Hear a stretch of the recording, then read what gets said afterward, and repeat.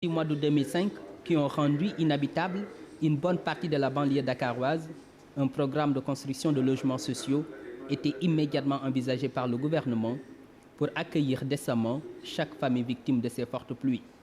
Et c'est ce programme appelé Plan Jaxaay ou Aigle qui fait ici l'objet d'un conseil présidentiel.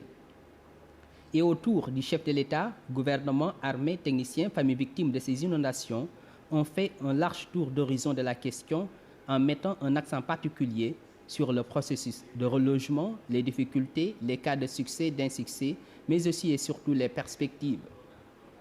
Le ministère du patrimoine bâti, de l'habitat et de la construction, pour davantage fournir des informations on ne peut plus détaillées sur le plan Jaxaay, a projeté deux films en français et en wolof qui ont donné la parole aux techniciens, acteurs et victimes de ces inondations qui ont fait le point et remercié le président de la République de cette excellente initiative.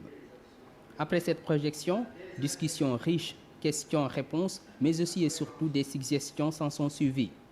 Au terme de ces interventions, le président de la République a tiré les conclusions. Il y a d'abord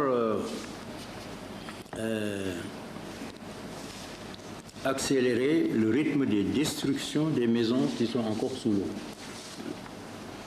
et faire déguerpir les occupants.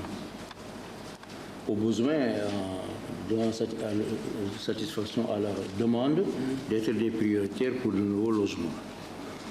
Deuxièmement, accélérer le rythme de production des logements.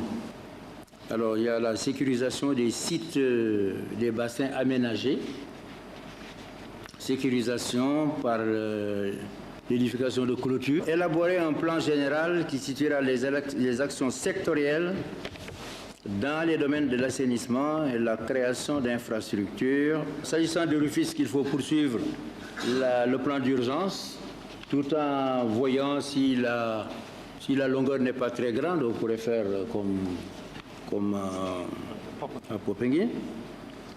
Ensuite, le ministre de l'Intérieur devra instruire les autorités administratives à faire démolir, alors là, toutes les constructions dans les bas-fonds. J'ai déjà demandé qu'il faut les interdire totalement.